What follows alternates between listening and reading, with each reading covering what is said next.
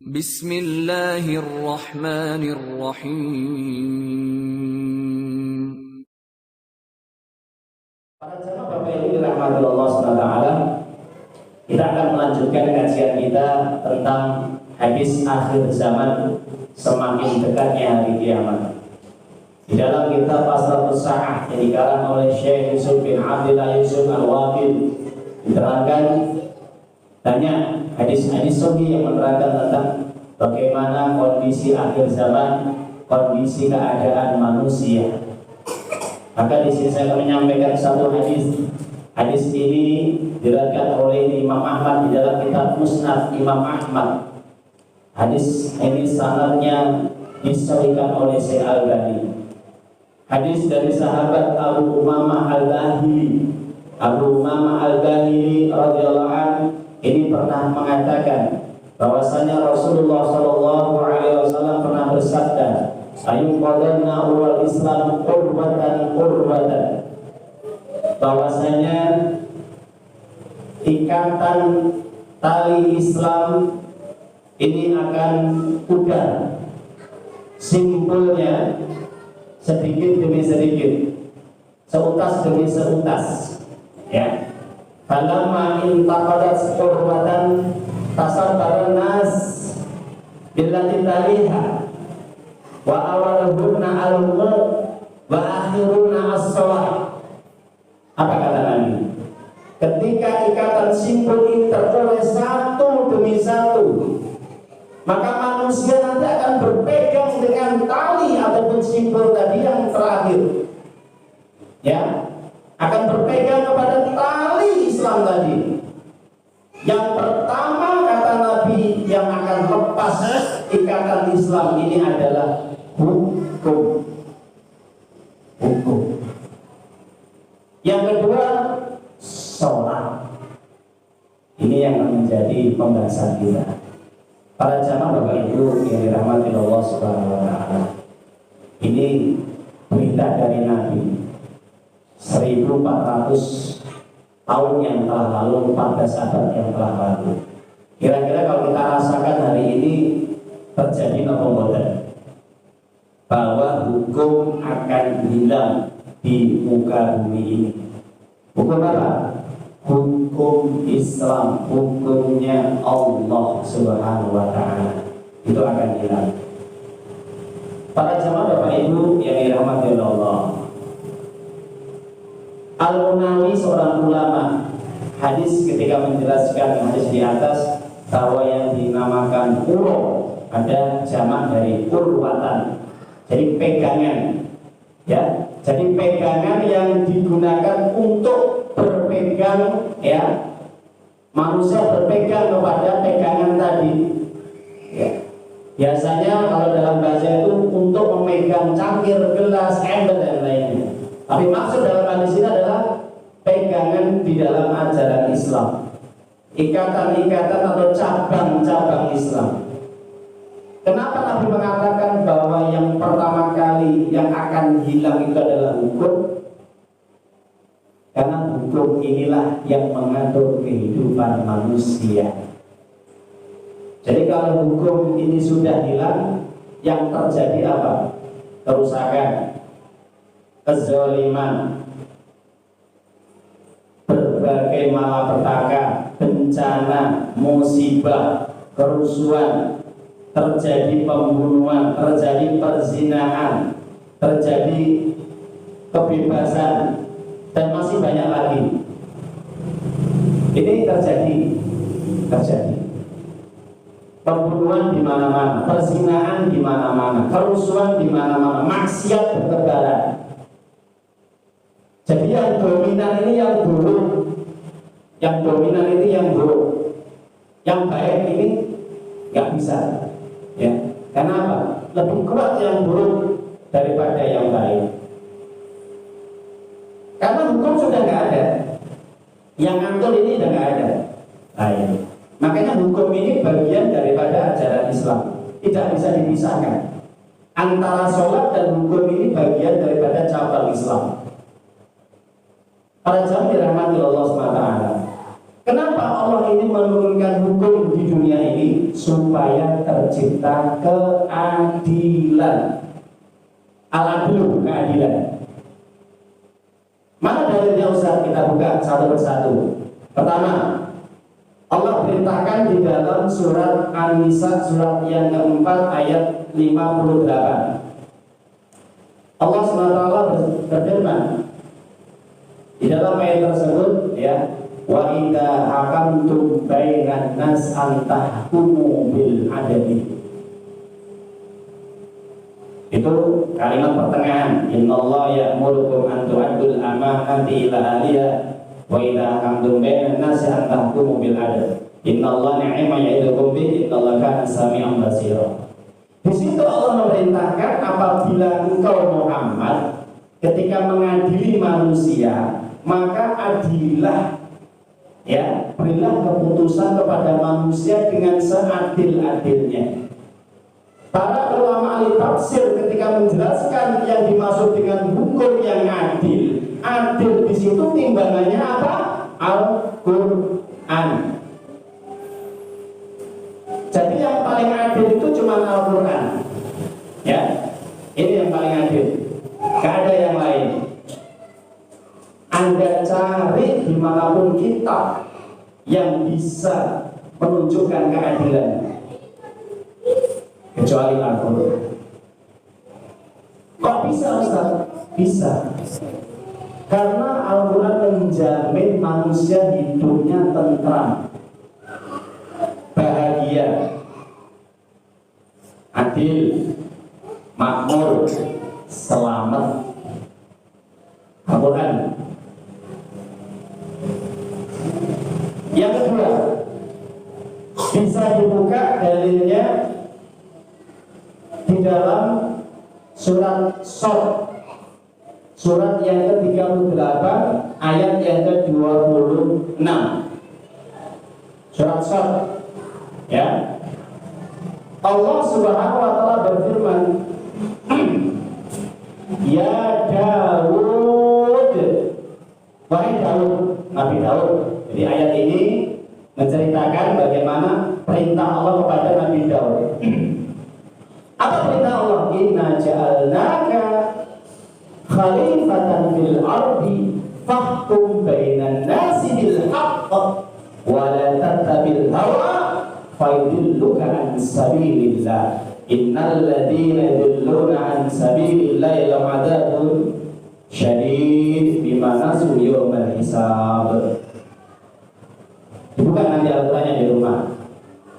Apa perintah Allah kepada Nabi Daud? Daud, aku telah menjadikan engkau di muka bumi ini sebagai penguasa, pemimpin. Maka kalau kamu sudah jadi pemimpin, penguasa, maka berilah keputusan di antara manusia tadi dengan hak.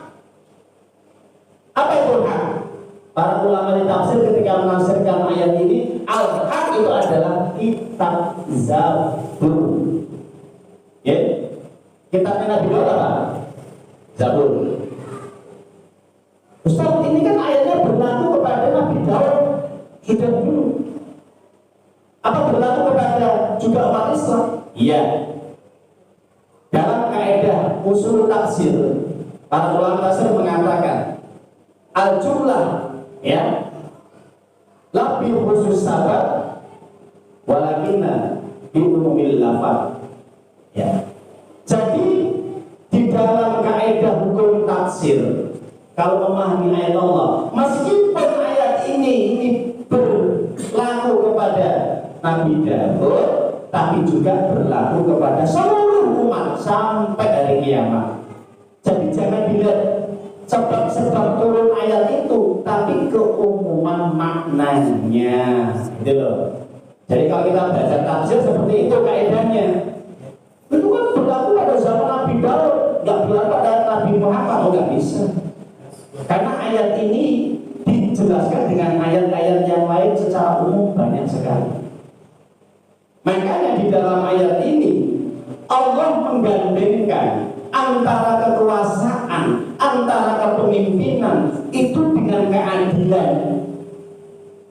Jadi kalau pemimpin itu mengatur rakyatnya dikatakan adil, maka harus dengan menggunakan kitabnya Allah. Contohnya sahabat Nabi Daud. Nabi Daud ketika diangkat menjadi khalifah, jadi penguasa raja, ketika selesai melawan Jalut, Talut meninggal dunia, kemudian pemerintahannya berganti kepada Nabi Daud, maka Daud ketika mengatur rakyatnya dengan menggunakan kitab Zabur. Kitab Zabur itu kitabnya siapa? Allah dari langit, yang berisi tentang perintah dan larangan dari Allah. Jadi Nabi Daud tidak memerintah, mengatur rakyatnya dengan hawa nafsunya atau akal pikirannya sendiri, tapi dengan kitab Allah. Adil, adil. Sampai digantikan oleh putranya Nabi Sulaiman, semakin luas kekuasaannya. Ditambah nikmat oleh Allah, kekuasaan semakin luas dan besar, semakin kuat. Nabi Sulaiman punya pasukan dari kalangan jin, dari kalangan hewan, dari kalangan manusia. Masya Allah. Nabi Sulaiman bagaimana memerintah? Tetap memerintah dengan kitab Zabur miliknya yang disampaikan oleh ayahnya Nabi Daud. Nah, kalau sudah seperti itu, maka tidak akan tersesat dari jalan yang benar. Jadi Bapak Ibu, orang itu kalau memerintah dengan hukum yang Allah turunkan tidak akan sesat, tidak akan hancur, tidak akan porak-poranda, tidak akan terjadi persoalan-persoalan yang pelik. Masalah korupsi selesaikan cepat. Masalah pembunuhan selesaikan cepat. Minum khamr selesaikan. Zina selesaikan. Apapun kejahatan-kejahatan bisa tumpas habis dengan kitab Allah. Selesai. Yang bertele-tele. Ini ada kisah ya. Kisahnya bagus. Saya pernah mendengar di penjara itu ada orang yang pernah dia ini menjenguk ya keluarganya di penjara. Saat itu ada seorang ustadz yang menyampaikan seperti ini kepada narapidana di penjara. Anda ini seharusnya tidak lama-lama di sini. Kalau Anda itu lama-lama di sini, ini beban pemerintah berat sekali. Biaya yang dikeluarkan besar. Bayangkan nanggung narapidana ratusan ribu, bahkan jutaan seluruh Indonesia. Gitu. Banyak. Satu orang itu APBD-nya itu bisa 1 M dalam 1 tahun. 1 M loh ya, itu 1 orang narapidana ini yang di penjara itu. Kalau ada ratusan, ada ribuan, ada jutaan, berapa triliun itu APBD mengeluarkan itu. Dopeni. Harusnya Anda itu tidak lama-lama di sini. Anda apa? Mencuri? Apa? Anda nggak usah ngomong, enak ya, enak kalau kamu ikut aturan Islam, enak. Bagaimana caranya? Gampang. Ketika Anda mencuri, Anda diproses di pengadilan, Anda mengaku, ada bukti, ada saksi, oke? Hakim memberikan keputusan, potong tangannya. Selesai. Oh, dipotong Ustaz? Iya, selesai. Anda pulang. Setelah dipotong, Anda pulang. Sudah? Setelah Anda pulang, diobati sampai sembuh, keluarga Anda kemudian kasih bantuan. Karena Anda belum bisa bekerja. Sampai Anda bisa bekerja. Masya Allah, itu kalau hukum Islam Anda ikuti. Simpel kan? Simpel. Ada dalilnya Ustaz? Ada. Mana? Surat Al-Maidah 38. Asy'arifatu wasy'arifu faqtu adiyallah. Nakalan jazaan minallah. Orang mencuri laki-laki dan perempuan, kalau curian yang dicuri barang itu sudah nisab, yaitu 1/4 dinar, 12 dirham, maka potong tangannya. Selesai. Sudah, kamu nggak usah lama-lama di sini sampai 5 tahun, 10 tahun. Kasihan keluarga kamu. Gimana? Ya, simpel ya. Enak ya, iya enak. Adil. Jadi yang di rumah itu yang nggak bingung, irawiri. Yang zina, oh ya zina, kamu zina, iya. Sudah nikah belum? Gampang. Apa hukumannya? Ini hukumannya Allah nih Al-Quran. Nih surat An-Nur, surat 24 ayat 2. Azaniyatu wazani faslihu kulla wahid minhuma saja. Laki-laki, perempuan kalau zina kumpul kebo sebelum nikah cambuk 100 kali. 100 kali Ustaz, sakit? Iya sakit, tapi nggak lama-lama, nanti sembuh setelah diobati. Nggak bisa kerja, iya kamu akan dibantu nanti sampai kamu sembuh oleh pemerintah dibantu. Ya. Jadi kamu ketika zina, ada laporan kamu zina, nggak usah dimasukkan penjara, cukup dicambuk. Yang sudah nikah, iya kalau sudah nikah dirajam. Kalau rajam lempar batu, wah bahaya Ustaz. Iya makanya nggak usah zina. Dirajam sampai mati. Itu kalau sudah nikah. Kenapa? Kalau tidak nanti akan terjadi kelahiran anak yang nggak jelas nasabnya. Anak hasil dari zina itu nggak jelas. Kok bisa Ustaz nggak jelas? Iya. Satu, nanti kalau anak perempuannya tidak boleh diwalikan kepada bapaknya, tapi kepada ibunya.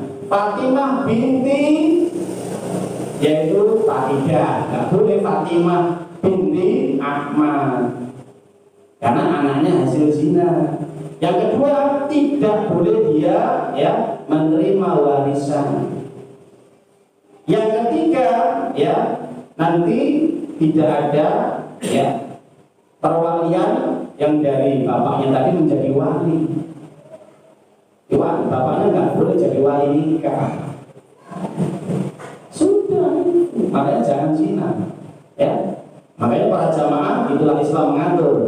Apabila ketika orang yang melakukan perbuatan dosa, siapa yang ngatur? Allah adil. Gak ada zina.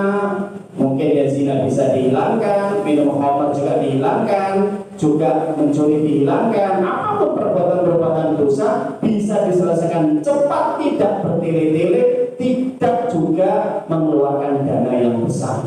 Cukup Allah yang ngatur. Tapi kebanyakan manusia nggak mau diatur sama Allah, itulah. Makanya kata Allah kebanyakan manusia itu fasik. Apa fasik? Keluar dari taat kepada Allah. Makanya Allah SWT berfirman di dalam Al-Quran surat Al-Ma'idah ayat yang ke-49. Bisa dibuka. Allah berfirman di dalam surat Al-Ma'idah surat yang kelima ayat 49. Wa'anikum bainahum bima anzalallah wala tattabi ahwa'ahum wahdarhum ayatinuka amba bima anzalallah fa'in tawallaw fa'lam annama yuridul asyira bi ba'di dzunubihim wa inna katsiran minan nasi la fasiqun.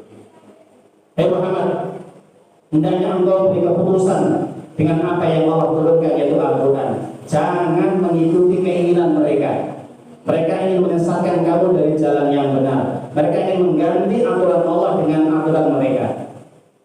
Ketahuilah ketika mereka berpaling, maka Allah akan menimpakan azab kepada mereka disebabkan karena dosa-dosa mereka. Kebanyakan manusia fasik, tidak mau menerima hukum Allah.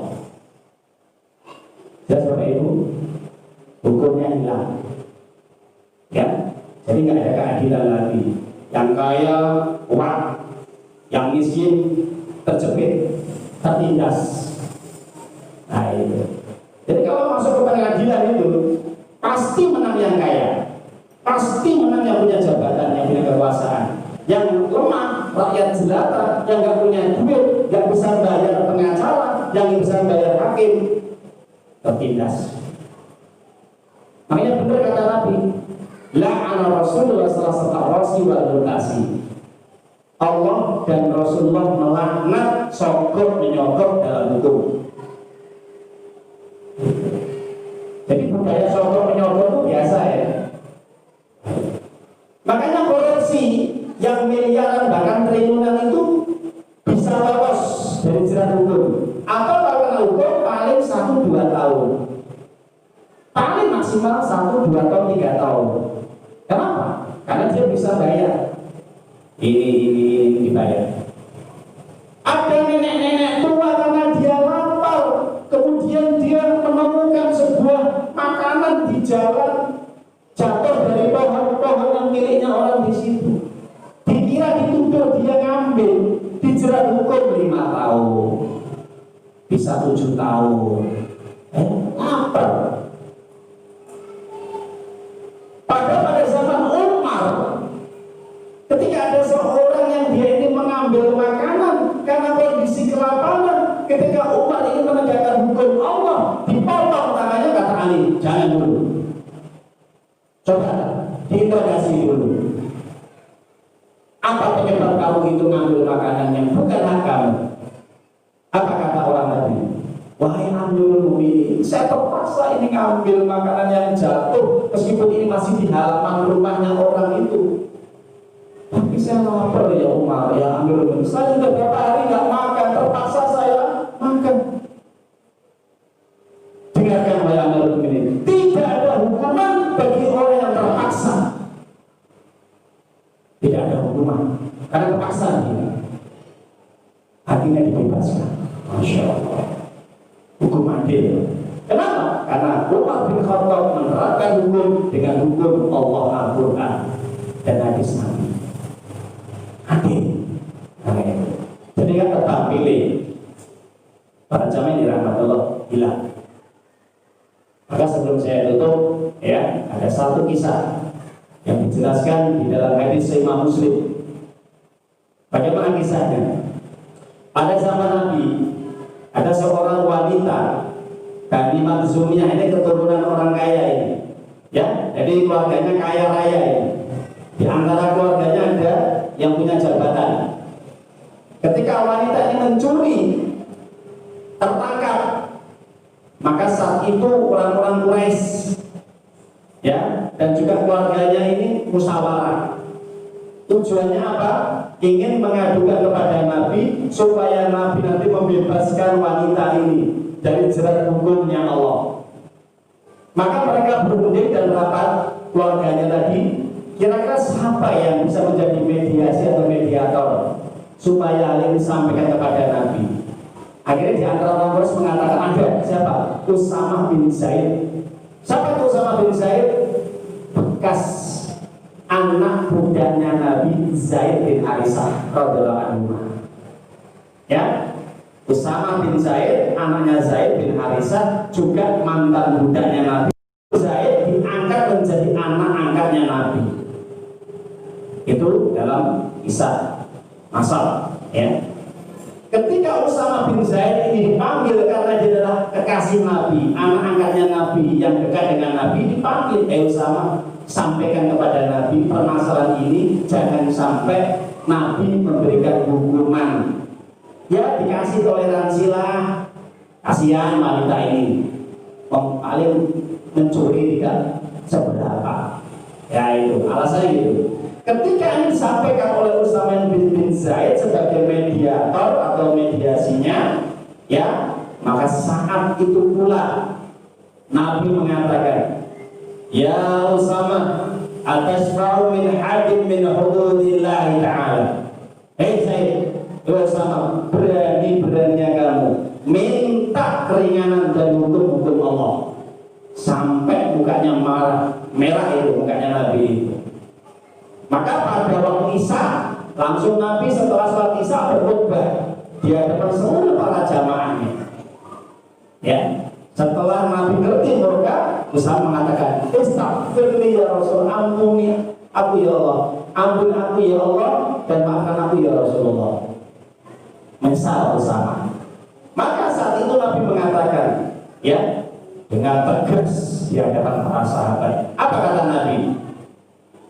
Inna ma'ahlaka man kana qablakum annahum kanu idza saraqa fihimul syarif tarahum. Demi Allah, umat-umat terdahulu binasa dan dihancurkan sama Allah. Hancur mereka, negaranya hancur mereka. Kenapa? Disebabkan ketika ada di antara mereka ini berbuat dosa, mencuri, berzina dan yang lainnya, dibebaskan. Kalau mereka punya harta dan punya jabatan, mereka yang punya harta dan jabatan dibebaskan, bersih, nggak terjerat hukum. Wa inna kanu idza sarqu fi mudha'if fa'aqamu 'alil hadd.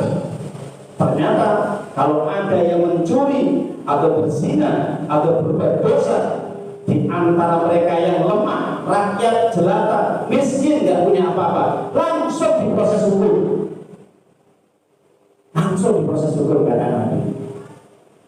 Demi Allah, wahai seluruh para sahabatku semuanya, lau anna Fatimah binti Muhammad idza saraqat laqattu yadaha.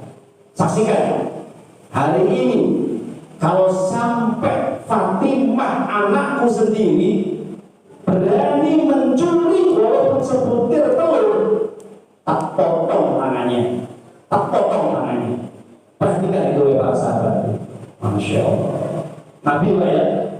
Jadi kalau ada anaknya mencuri, potong tangannya sama Nabi sendiri. Kenapa? Nabi ingin menerapkan hukum dengan seadil-adilnya. Kemudian Nabi menjelaskan dalam hadisnya, fa'aqimul hudud biqarib wal ba'id wa tahukkum billahi wal madalai. Tegakkan hukum Allah seadil-adilnya, meskipun kepada keluarga dekat, orang yang jauh, temanmu, jangan sampai orang yang mencela dirimu menghentikan hukuman Allah. Hadis Ibnu Majah. Jadi para jamaah, begitulah kalau hukum Allah sudah tidak ada, maka ketidakadilan di tengah masyarakat, kerusakan, kezaliman, ya, dan banyak lagi yang terjadi di tengah masyarakat, sewenang-wenang. Maka itulah kondisi akhir zaman. Semakin dekatnya hari kiamat, apabila hukum Allah tidak ditegakkan di muka bumi ini, maka akan terjadi kerusakan, kehancuran, kezaliman, dan berbagai macam musibah bencana turun dari langit. Itu yang terjadi, yang kita rasakan. Nauzubillah min dzalik. Semoga kita berlindung kepada Allah dari apa yang hari ini terjadi, dan kita senantiasa tetap ya meminta kepada Allah agar senantiasa Allah turunkan imam yang adil, imam yang bisa menegakkan hukum-hukum Allah Subhanahu wa taala. Amin ya rabbal alamin.